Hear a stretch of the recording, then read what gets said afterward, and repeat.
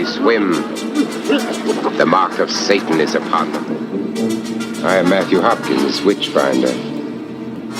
Continue with the interrogation. What line of business might you be in? God's business, witch finding.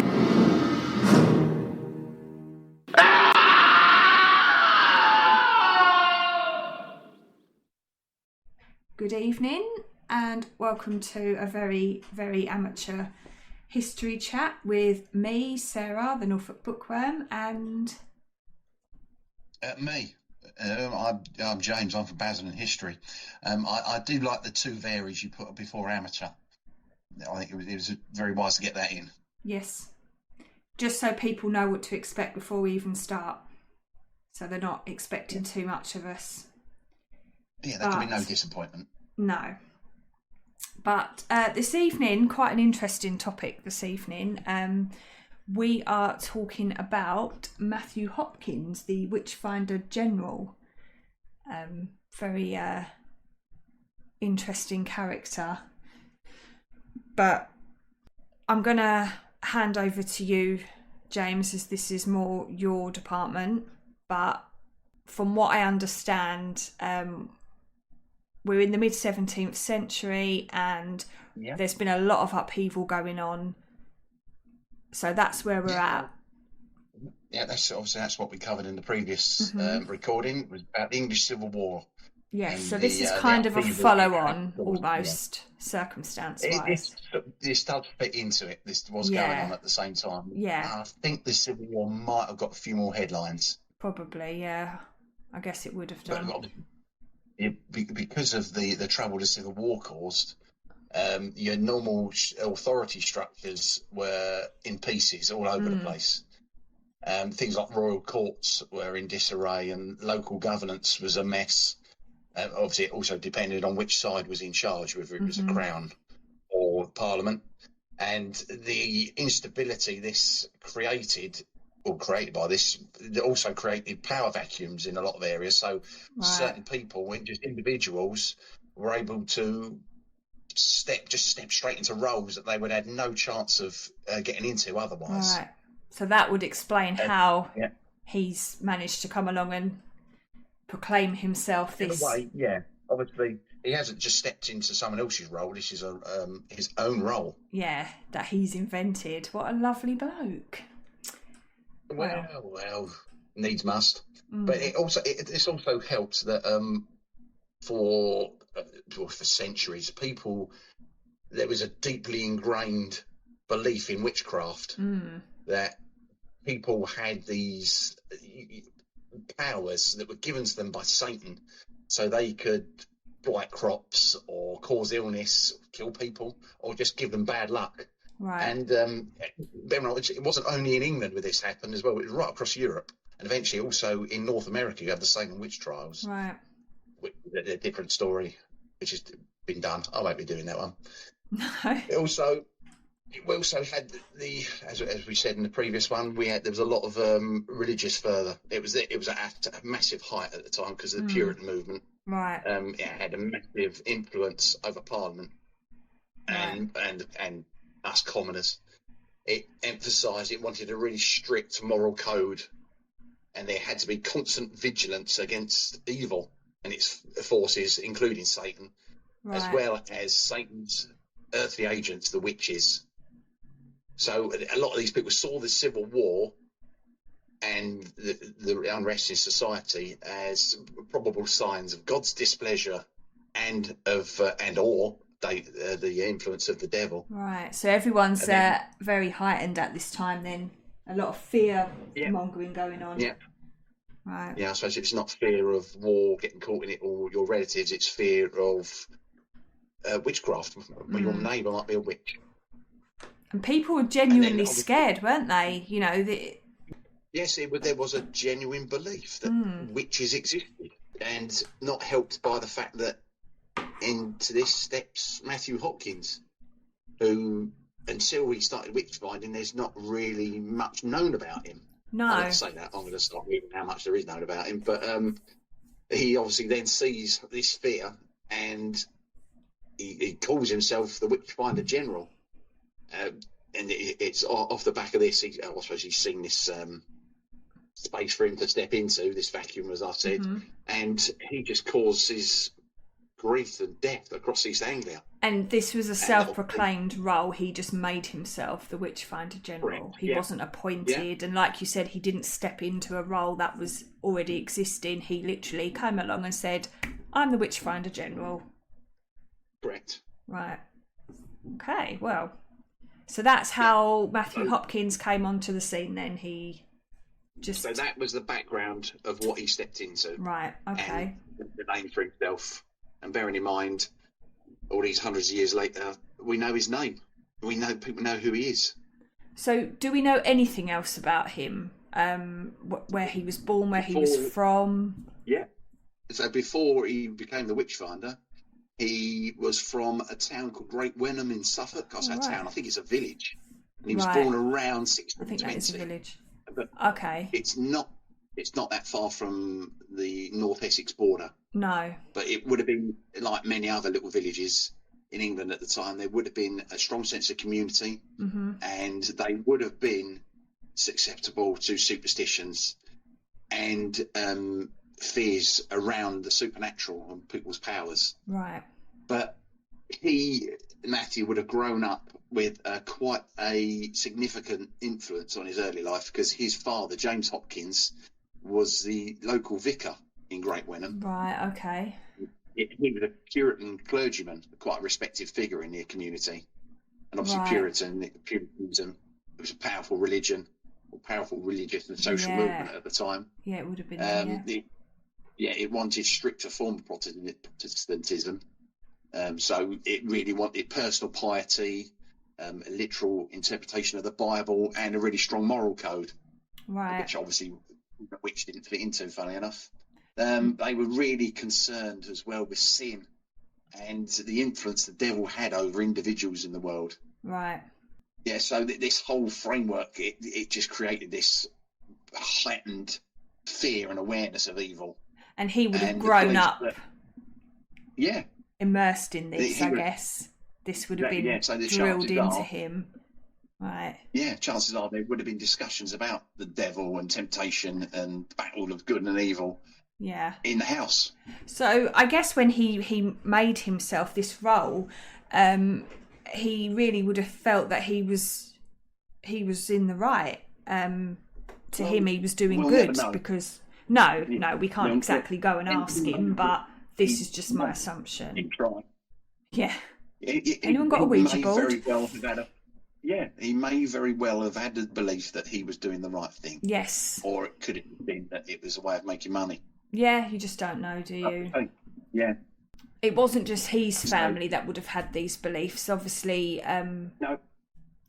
Generally people had widespread beliefs. Yes. There was a belief in magic and the ability of certain individuals to wield these powers for bad reasons, bad purposes.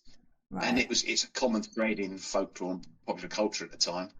But as for his education, there's not really much information about it. But he was obviously, as the son of a vicar, the chances are he would have received some level of education. I would imagine so, if he's the son of a vicar. Yeah. So either his father tutored him, or he went to a local grammar school. We don't know. As I said, we really don't know. But obviously, he wrote and published his own pamphlet in later years called The Discovery of Witches, which shows he had some sort of literacy. There's speculation that he might have had some legal training as well, or at least wanted legal training, because he interrogated people, in inverted commas, and he presented evidence, even though it was dodgy, at the witch trials. Right, okay. So that is speculation based on that, rather than any evidence. Actual evidence, yeah. Right, so started out in Suffolk, and he had links to Manningtree, wasn't it? I think. Yeah, he did, yeah. He moved there in the 1640s. Right. And I'd read somewhere that he'd received some money and bought a pub, but I haven't really seen anything else about that. Okay. He is linked to a pub. He accused someone, I think, who either worked there or ran the pub of witchcraft. Okay. So he moved there in the 1640s. He Mm-hmm. wasn't really an outstanding figure in the area until the witch finding started. So that started in that area in Manningtree in Essex was where it started, right? Yeah. Okay. Yeah, so it's obviously, it's, well, I suppose his life before that was a bit shadowy. I think you can't find anything, but you can work out his upbringing in his Puritan household, all these religious teachings emphasising the devil and witchcraft as reality have created this foundation for him to go on. And then in this time of upheaval, there's this spark that ignited the Witchfinder General. So was there events and things occurring in Manningtree at that particular time that would have triggered this? Well, he claimed in his later book that he had witnessed suspicious gatherings of women, and overheard them discussing their communication with Satan and their familiars, which were like little demonic spirits that appeared as animals, and they were, it's believed that they aided the witches and fed from them, somehow taking blood from them or something. But he wrote that in this Discovery of Witches. Right. That this is his first. This is what he saw in Manningtree, and whether they're genuine or not. Again, you can't go and find out, can you? Unless you someone invents a time machine at some point, which could happen. You never know. Never know. Yeah, unfortunately, if they do, we have to come back and redo this. You know that. But damn. Yeah. So he presented these allegations as direct evidence of witch coven operating within Manningtree, and then positioned himself in this as being uniquely capable of finding these people and their diabolical activities. And it was this like single assertion provided his justification for what followed. Right. So that's how it all kicks off. He's in Manningtree. Okay. Yeah, you've got this unsettled atmosphere in Manningtree, you've got civil war, and then all of a sudden there's a witches' coven. And then obviously him claiming he's got this expertise, it allowed his accusations to basically gain traction. Right. So his initial likely informal investigations and his accusations paved the way for his what becomes systematic and brutal methods with torture, really.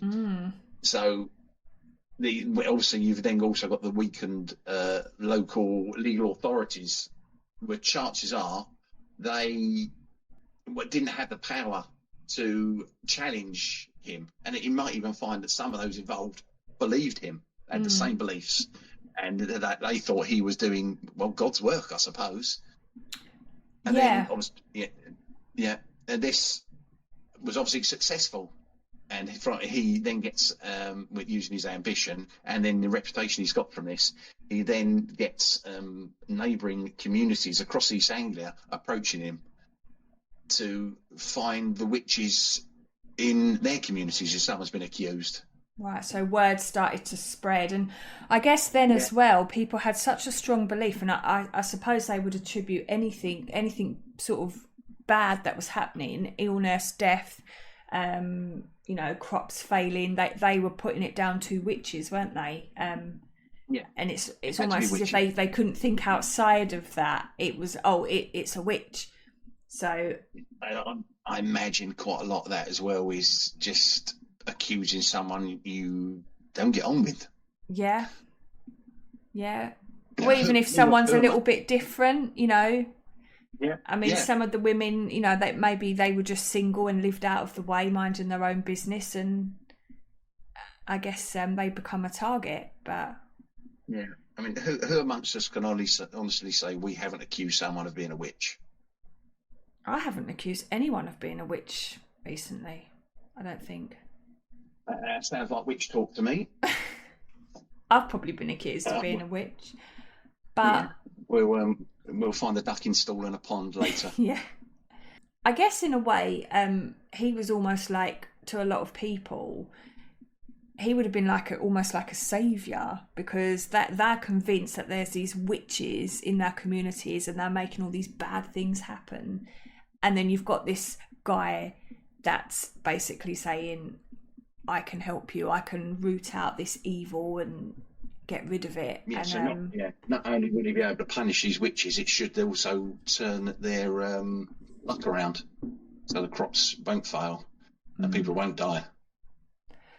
So was he working alone, or did he have? Because I can't imagine he would have been able to orchestrate all this just by himself. Did he have people that he worked alongside, or am I skipping ahead? Yeah, you are stepping ahead, but no, he wasn't on his own. He would have worked with other people, Right. and there was other people carried on very briefly after him. Okay. I mean, if I've skipped ahead, we can come back to that. If I've It will come up. Yeah, it will. okay. Come up. All right. I'll be quiet. Put a zip on it. But Yeah. But yes, you were saying. Right. So obviously, the most, as you said, one of the most striking things about his career is he didn't have any official legal appointment. No. Or any authority to call himself the Witchfinder General. No, he just invented it for himself. Yeah. Imagine if you could do that now. Not for a Witchfinder, but if you just fancied the sound of something. Oh, I'm this, and you could just do it, and people would just be like, oh, okay. Yeah. What we're doing right now, but podcasts, we're sharing history. Yeah, ridiculous. Yeah. We're podcasters, everyone. Yeah, I'd rather be the Witchfinder General. Money's got to be better. Probably, yeah. Bit, so basically, he's a private individual. He takes it upon himself to take on these investigations and prosecute these people, knowing full well they're going to be put to death. Charming. And this is all because of that power vacuum caused by the English Civil War. It allowed for this to happen, yeah. Right. All those legal structures disappeared, disrupted, or just weak, and they haven't got the power to stop him. And you find in the eastern counties there was quite a lot of fighting. Essex, where we are, was a parliamentarian supporting county. But it's just this environment of uncertainty. The communities are more willing to accept people like him stepping in.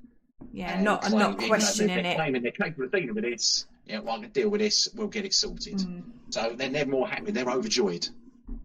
Yeah. But he was also a brilliant self-promoter. So gaining influence in these communities isn't difficult.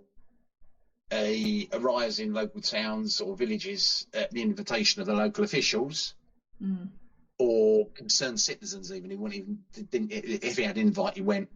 And they were they say they're claiming they're experiencing unexplained misfortunes, or who they already harbour fears of being the witches. And then by presenting himself as an expert in identifying these witches, he could quickly establish a position of authority in this town or village. So he automatically puts himself above everyone else. Right. So everyone is answering to him now because he's in charge. Right. Basically, he is. Yeah. So chances are he may have even had local citizens working for him.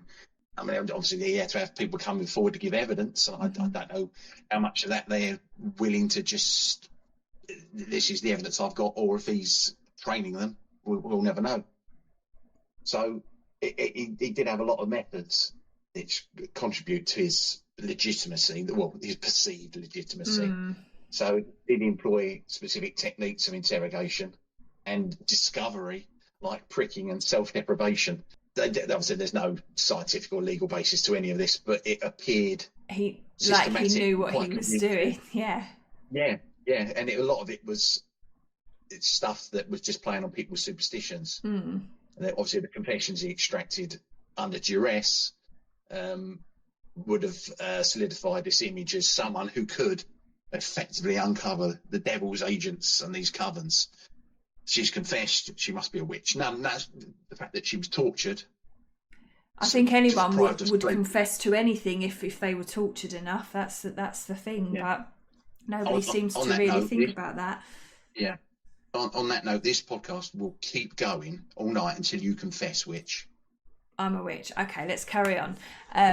You knew that. You knew that anyway. Yeah. So, obviously, he wasn't working on his own. He did. No, we'll go back to what I said earlier. Yeah. Yeah. So his most notable, we say, lieutenant was a bloke called John Stern, who travelled with him all over the place, and he participated in this witch finding process.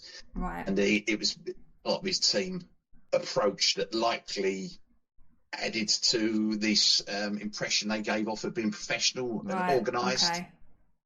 Yeah. So I'd say I think John Stern carried on after Matthew Hopkins. So Didn't.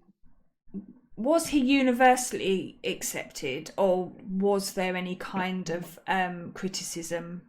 Or There almost certainly would have been. A lot of people would have asked questions about the way he worked and how legitimate his role was. But then there would have been people who didn't believe in witches, and they were educated and probably quite scientific. Yeah. But but for that significant period, basically for 2 years he was working, he had a ridiculous amount of power over the lives of so many people in that East Anglia and North Essex area. So he was just a self-appointed prosecutor, judge and jury in witchcraft cases. And it showed, the fact that this private individual, which is what he was, could rise to such this prominent position and has so much influence. It shows how extraordinary the circumstances of the time were. And then the country's at war, authorities weakened, there's this widespread fear of what you can't see, what you don't understand. And he masterfully navigated this environment to become the Witchfinder General, even though he had no formal mandate to do so. Right, so he basically took advantage of the situation and used it to his own ends. There were better ways of doing it, but he did it, and it's quite cunning, actually. He was obviously a man of some intelligence to be able to do this. Yes, and you mentioned earlier that he had his interrogation techniques, and that was one of the things that a lot of people, it kind of made him seem a lot more plausible because he had these techniques, and I am aware of some of them. I know that there's the one with the devil's mark, one of the things that they would look for. So these assistants who used were often women. They were known as searchers or prickers. They would meticulously examine the bodies of anyone who was accused. So they looked for any unusual marks, blemishes, moles, birthmarks, an extra nipple, which were seen as these devil marks, where the familiars would snuckle. The thing is, everyone's got. Nobody is completely blemish free unless you're some kind of alien. I'd be more suspicious if someone had no blemishes. You'd be a mannequin. Well, or an alien or something. Then what they would do with these marks is they'd prick them with pins or needles.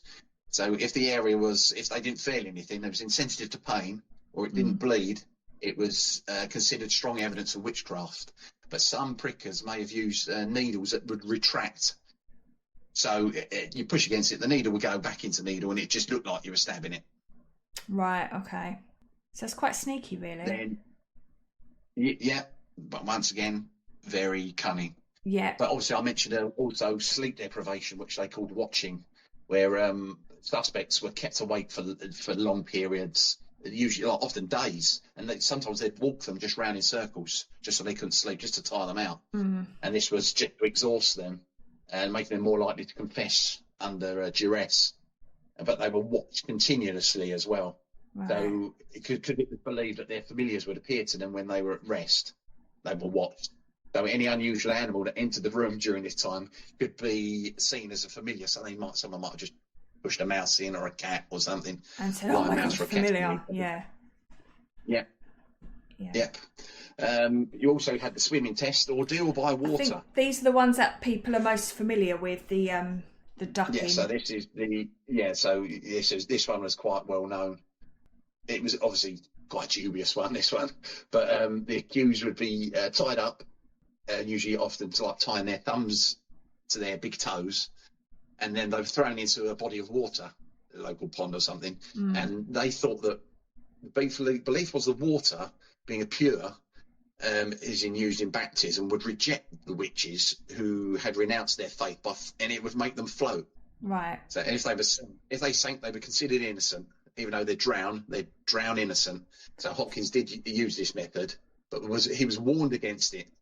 Right, I was going to say, because it's kind of like a lose-lose situation. If you survive and you don't drown, you're a witch and they kill you, and if you drown, you're innocent but you're dead. So, yeah. There was I saw a thing on the TV about this several years ago where they went to a swimming pool, they tied someone up. I was more taken aback that this person on television was someone I'd worked with. Oh. But they tied the person up and threw her into the swimming pool, and she floats. Oh. You're going to float. Unless you've got negative buoyancy, like me or Paul Daniels, you're going to float. Right. So pretty much almost everybody that would have had this ordeal done to them would have floated and would have been accused of being a witch. And if you were lucky enough to not float, you'd be dead anyway. So you'd drown. But as I say, at least your reputation would be clear. Intact. Yeah. You could be buried with a clear mind. Congratulations. Yeah.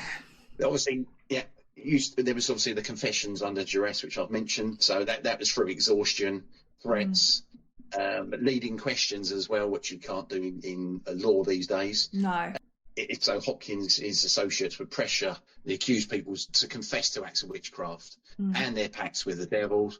Then the details of the confessions were often included interactions with familiars, these little animals, and the acts that they'd carried out with the devil's power. Yeah. So just then, go on. Sorry. Go on. No, I was going to say, so just something as innocent as having a pet cat, and that would be viewed as that's your familiar, right? Okay. It still can be. So there's also accusations that other people accusing you, so evidence could come from testimony of other accused witches or from children claiming to be possessed. So if I'm accused of being a witch, and I know I'm going to pay for it, I might accuse you as well. So you could literally just fall out with somebody, and then they could retaliate by accusing you of being a witch, and then chances are it would be more that you were you were under duress, you were forced to name other people, and you just named people that came to mind. I guess you would, wouldn't you, under that kind of pressure? Yeah. Right. And then obviously this identification of familiars as well, the little animals, the demonic spirits helping the witch. It was a key part of Hopkins' methods. So if a suspect had animals around them, the animals appeared during interrogation, they were used as evidence. Right. Pretty. But obviously all these methods, they're based on superstition, based on fear. None of it's legitimate, legal, or has any scientific basis. No, not at all. They were really cruel. They were designed to be cruel. It kind of seems that once the accusation's been laid, you were pretty much done.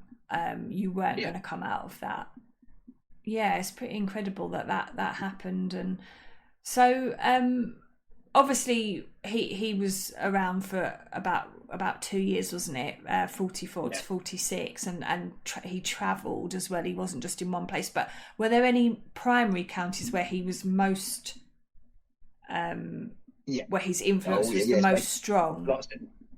Mostly Suffolk and Norfolk, but then he also went into Cambridgeshire, Huntingdonshire, which is now in Cambridge, and Essex. He came into Essex as well. But he had his little 2 year period. Bear in mind, he's only in his 20s then either. He's not that old. But it's weird. I always think of him as being a lot older, but he's quite a young man. Chances really. A lot of people probably did, because there was a film made called Witchfinder General, but in the late 60s by Hammer Horror, with horror in inverting commas. I can't even remember who played him in the film now, but he was probably in his 50s when he played that, so it should have been played by a younger man. Right. Okay. I mean, I've never seen that film, but I don't know why. But I just always assumed that he was an older person. But I guess because the only images we really have of him are kind of like the sketches, and I suppose with that hairstyle and beard, you're going to look a lot older than 20. But It's probably the hat. And The hat ages him, adds yeah. 20 years. It's that hairstyle and beard that makes you look a lot older as well. Yeah. So, yeah, which.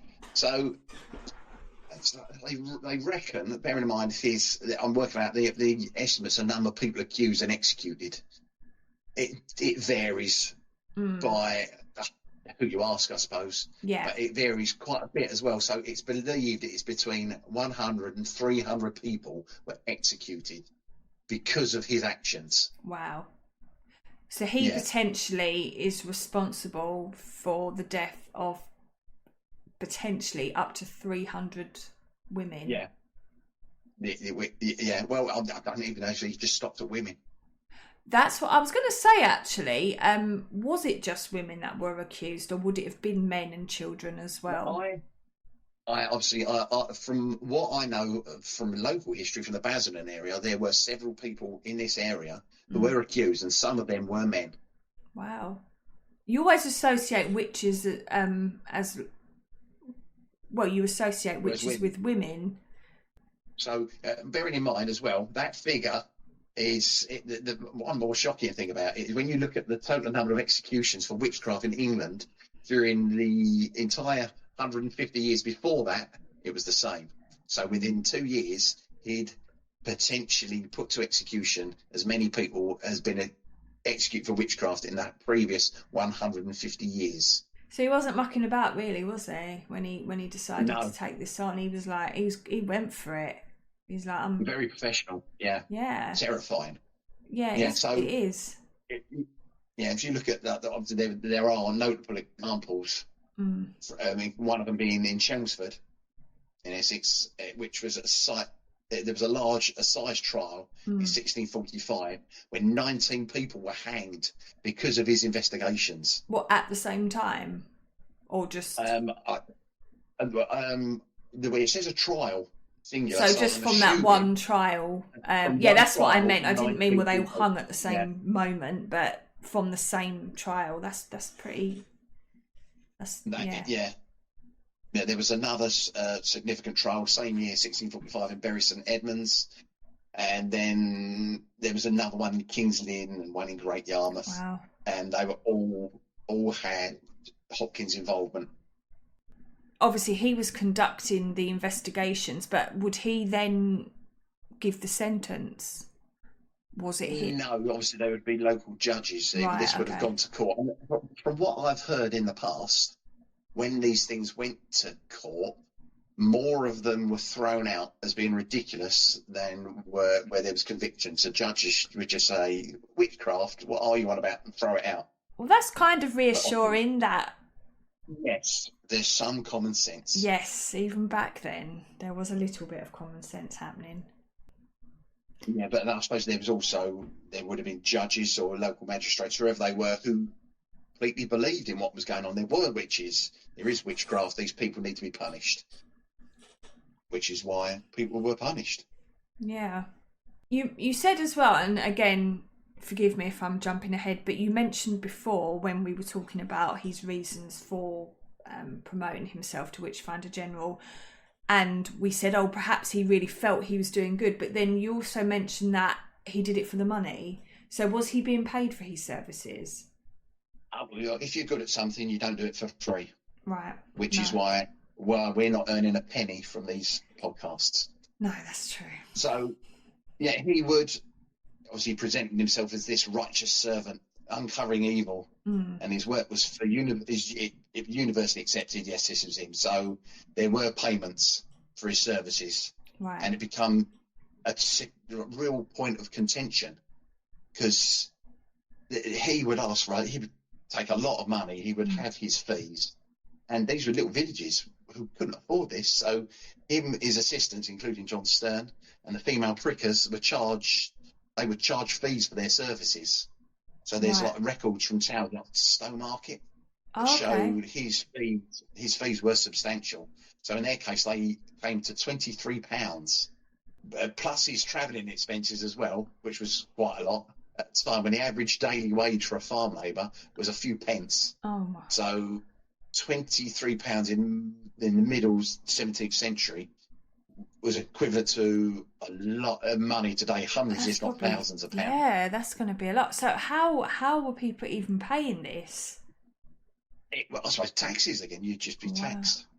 That's Witch-finding tax. Yeah. How did he justify charging so much for what he was doing? Because he was the one and only witch-finder. He was the expert. No one was better than him. And where he was coming into your village, into your town, and he was going to clear the witches, and that would be the end of the misfortune in your town. Right. I was going to say, because, I mean, was he just trying to cover his expenses, or what? You know, was he actually taking? Because that just seems an extortionate amount of money. He almost certainly claimed it was just he was doing God's work, and they were just to cover his expenses. And he claimed he'd needed 20 shillings a town to maintain his company of 3 horses, but the records show that the actual amounts charged were well over this. Yeah. Which was then he obviously was then accused of profiteering. I was going to say, I imagine that wouldn't have gone down too well, the fact that he was actually making a significant profit from what he was... Well, if he's claiming he's doing God's work, but he's making a big fat profit out of it, it sort of contradicts itself. That's what I was curious about. Yeah, so the costs of these witch hunts, they were just dumping a huge financial burden on these communities that employed him. So in some instances, like in Ipswich, a special local tax rate had to be levied to cover the expenses of a witchfinder and all his team as well. And we know how much we love taxes. Oh, don't we just love tax? Yeah. I'm surprised. I'm waiting for it any moment now. There'll be a witch-finding tax. It's bad enough we have to pay for a TV license. Now this. So obviously this growing financial strain then puts more resentment towards Hopkins and what he's doing. So it really, if he really wanted to get rid of the witches, he'd just take a few pence, we'd put a roof over his head and feed him, and he'd be happily on his way. But no, he was coining it. So he was getting a nice big chunk of money. He was lining his pockets nicely then while he would have been a rich man. So obviously, this would have drawn a lot more criticism, I imagine. Was there anyone in particular that was against him, or? Yes, there was a vicar called John Gall in a place called Great Staunton in Huntingdonshire, which I said is now part of Cambridgeshire. Yes. And he didn't like the fact that there was a no legal basis for any of Hopkins' work. Right. He sounds like he had his head screwed on, this vicar, but... Yeah. Funny enough. I wonder if Hopkins had gone to Great Staunton and bled them dry, or he was just hearing the stories. I mean, he's in Huntingdonshire, he's in the area, so he may have been hearing it. But he didn't like the techniques that Hopkins was using to coerce people into these confessions. He apparently attended a woman accused of witchcraft in his parish while Hopkins was away.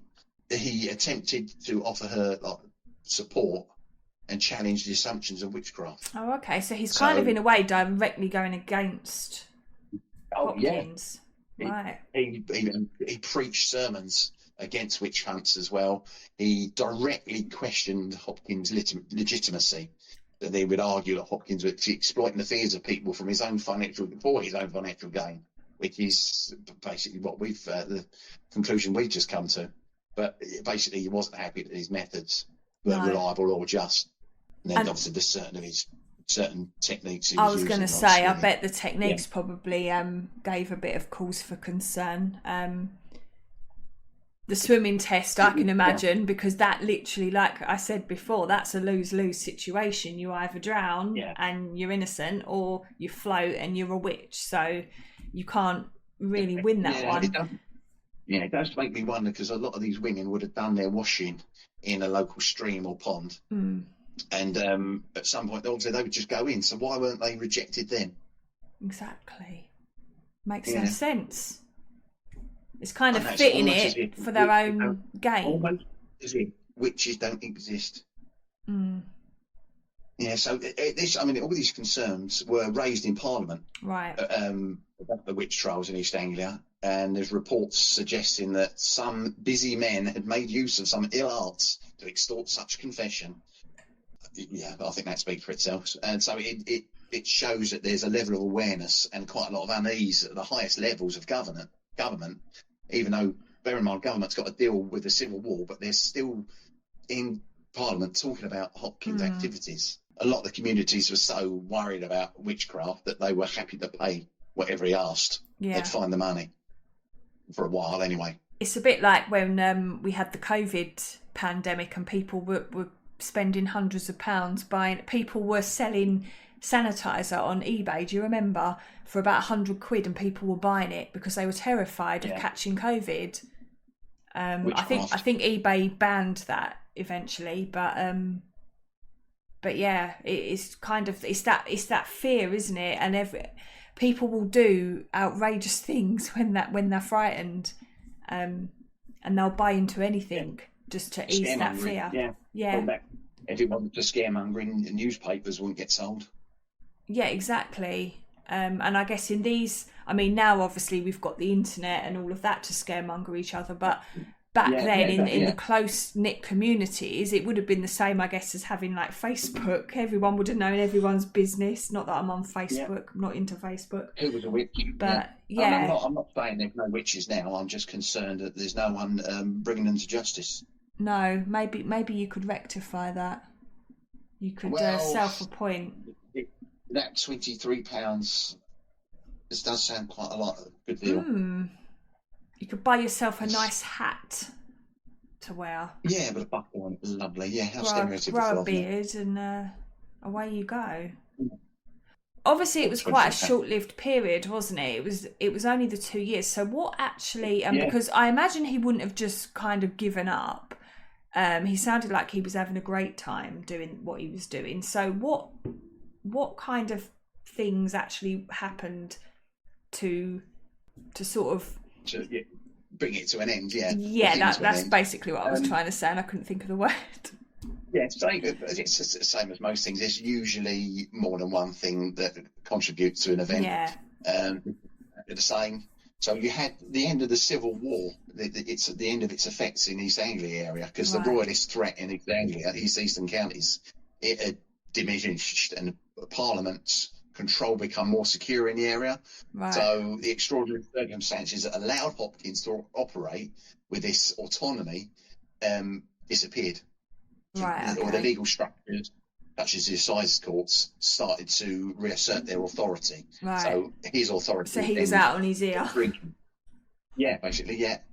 So that re-establishment of legal authority, it created a more stable governance in the area. So local administration judges began to question his self-appointed role and his methods, which all had this firm legal basis in English law, things like torture, for example, which was illegal.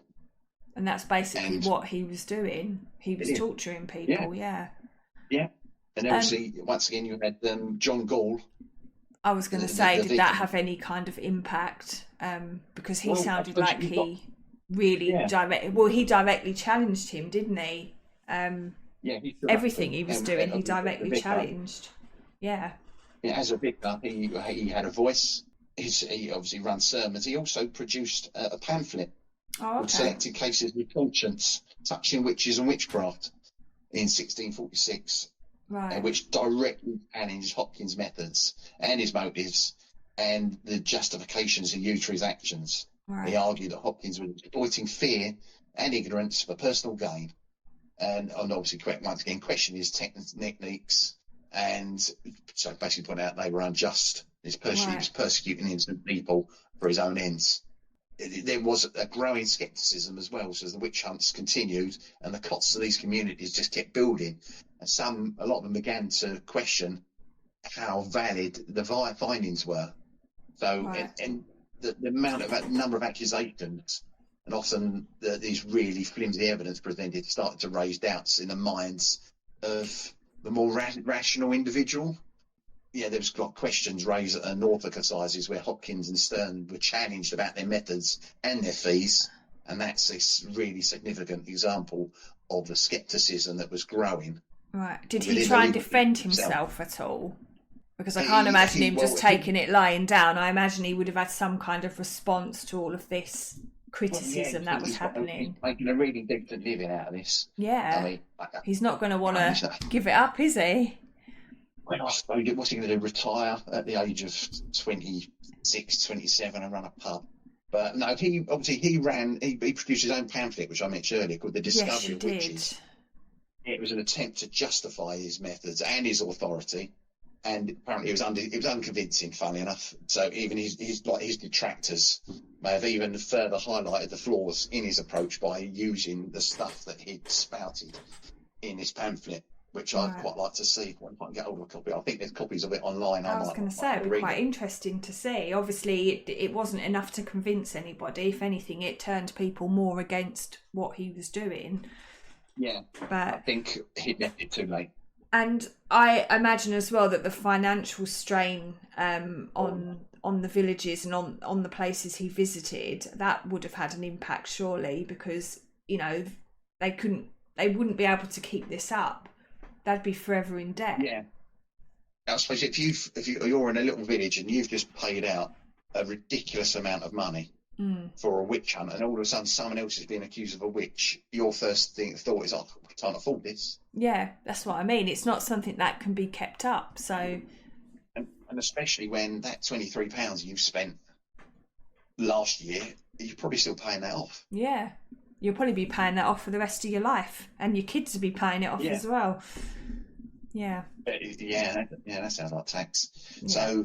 So you've got to this period, you're late 1646 into 1647, and these witch hunts, the intensity is dying down, and you've got the restoration of order, and all this persistent criticism he's getting, and the growing scepticism. It is all contributing to his decline and his influence.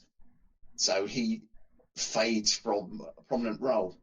This one he'd held for 2 years, and it just terrified people for 2 years. What happened to him afterwards? Because he didn't live long, did he? He wasn't. No, he died young. So it was his death is recorded as being on the 12th of August, 1647. So he would have been around 27, and he died in Manningtree in Essex. Right. And so only a year after all of this had happened, he had died. Yeah. So there was, there's rumour that I'd read once before that suggested that he'd been accused of witchcraft himself and was subjected to his own swimming test. And after he floated, they'd hanged him. But it's crap. Unfortunately, it would have been poetic justice, but it's crap. It's thought he died of pleural tuberculosis, so what they call consumption. Which was very common then. And it often was fatal, wasn't it? I think it always was fatal, wasn't it? Yeah. I think it was only because of the discovery of penicillin, antibiotics. People started to survive it, Yeah. Yeah, and within a few hours of him dying, he was buried in the graveyard of St Mary at Missley Heath, which is near Manningtree. I wonder if he's got a headstone there or anything. Be interesting to have a wander up and have a look. Say that again? No, it's long gone. Oh. It's long gone. Yeah, I guess like most headstones from that time. Yeah. Yeah. That's a shame, because that would have been an interesting little excursion. Yeah, I imagine it would have been vandalised. Probably. Even then, I think it would have probably been vandalised. Yeah. That's probably why it's long gone. Yeah. But that was the end of Matthew Hopkins. But I imagine he would have left quite a legacy on. Well, yes. Bearing in mind it's 2025 and we're talking about him now. Yeah. Obviously, him and John Stern, this have been credited with being responsible for this huge surge in witch accusations and the executions in East Anglia and Essex and into Cambridgeshire and Huntingdonshire for that 2-year period. And as I said, they'd been contributing cause for more executions for witchcraft in 2 years than occurred in the previous 150, which is ridiculous. And then, you've also got his methods as well. They're famous because of him. This investigation, the interrogation, which become a blueprint for later witch hunts, both in England and in the colonies in America. But though it's a slightly different context. This emphasis he put on his physical marks, sleep deprivation, and familiars, becomes a recurring theme in witchcraft accusations as well because of him. So other But places then- were basically using Yeah. methods very similar to his. Yeah. This is what they were doing in England at the time when they had their witch craze. This is what we should be looking for. But then, obviously, it's now sort of. I once heard that the Salem witch trials was all caused by ergot poisoning, which is a poison that grows on wheat, and then they put it in the bread, and then you get all these really weird symptoms. But then that's been questioned since then, so I don't know how valid that is. But that's okay. a slightly different, slightly different ground to that one. Right. So, yeah, and even today, obviously with his influence, he's still quite a strong symbol of like the dangers of mass hysteria. Yes. Abuse of power as well in times where there's a lot of upheaval in the social and political world, and it's sort of seen, he sort of served as a cautionary tale about how easily suspicion and irrationality can lead to injustice and tragedy. Obviously, we don't need, as you said, we don't need him now. We have the internet for that. Yeah, we do. Lucky us. Yeah, we'd be lost without no the point. internet. But then, obviously, he's also had this impact in popular culture because, like I said earlier, there was that 1968 that film, Witchfinder General, horror film called The Witchfinder General. Yeah, it was called The Conqueror Worm in the US. Okay. It's quite, I believe it's a fictionalized version, but it's sort of cemented his image as a sinister and quite a cruel figure. Yeah, which is quite, that itself is quite accurate. Yeah. He gets mentioned in literature and music and quite other things. I mean, I've got a couple of heavy metal songs called Witchfinder General. So even now, he's still influencing from beyond the grave. Yeah. And we're still, and like you said, it's 2025, and we're still talking about him. And he's still, quite a I guess powerful character.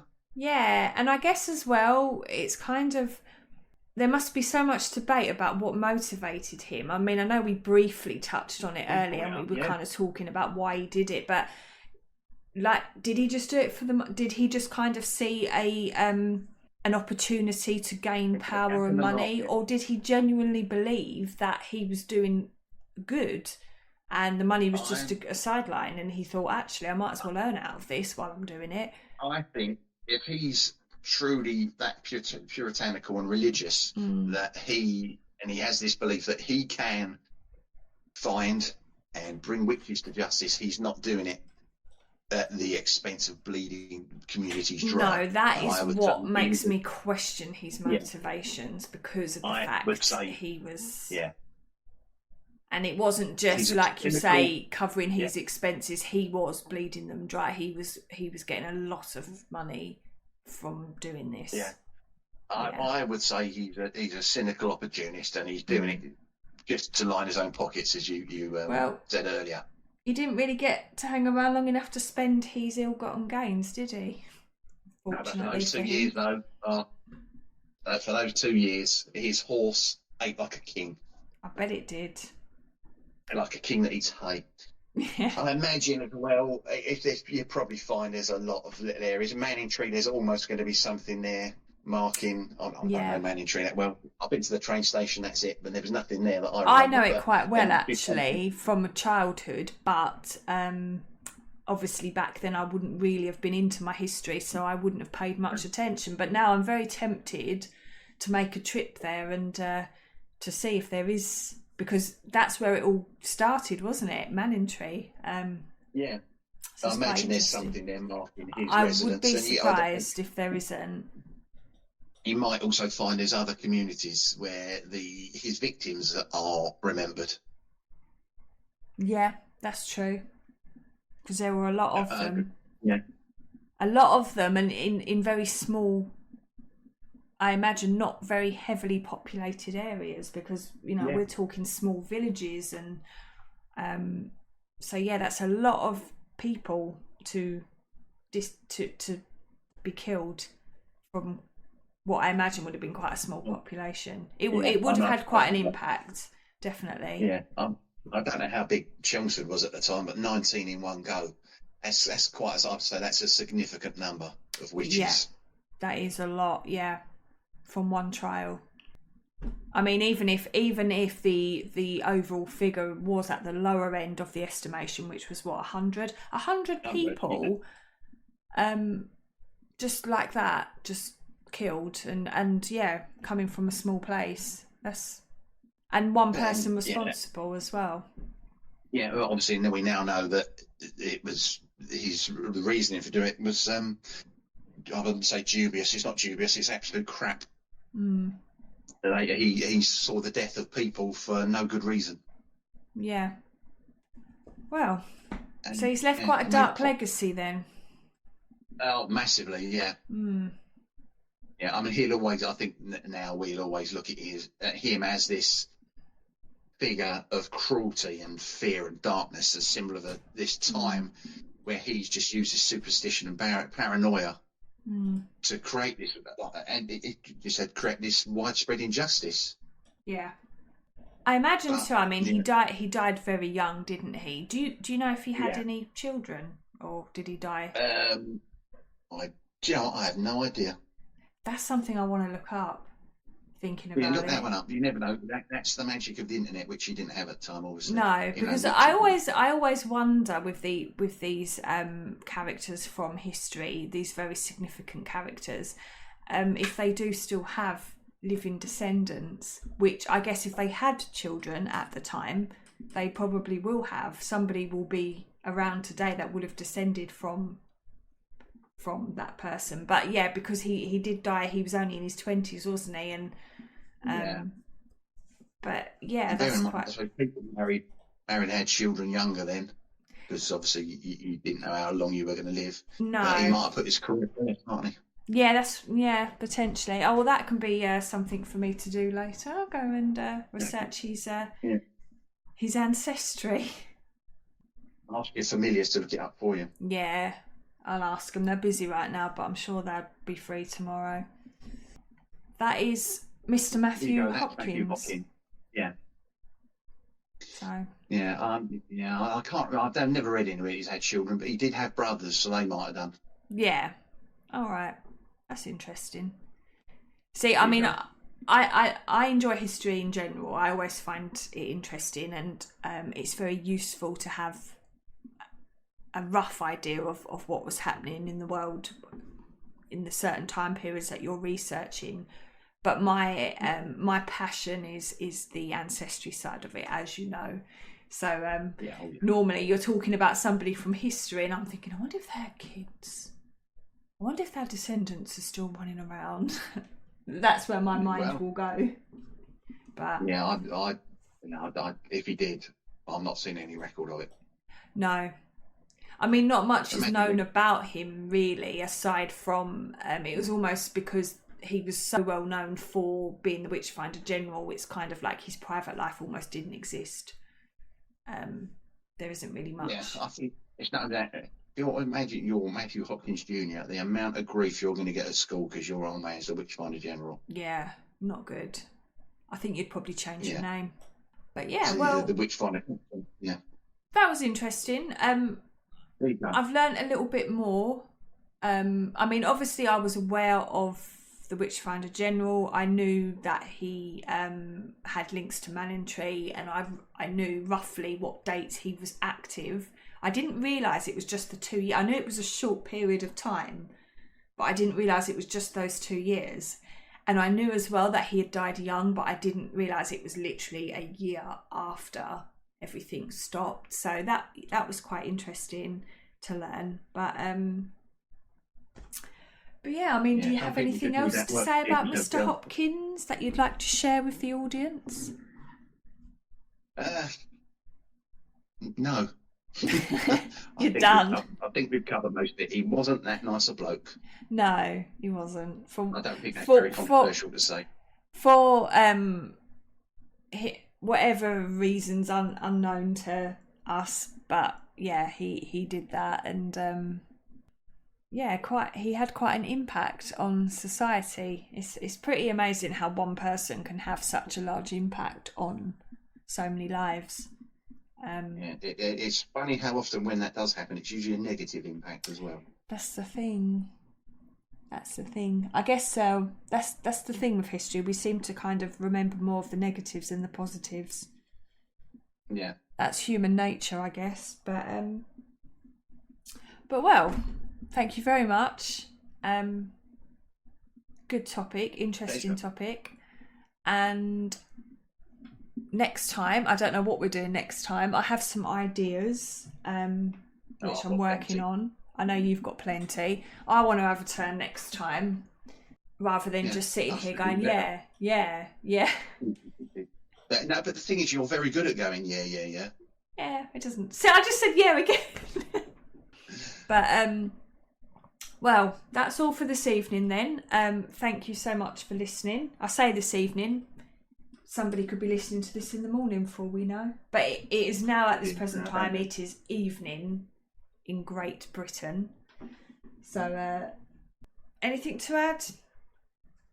Any spoilers for next time, or we don't know what we're doing?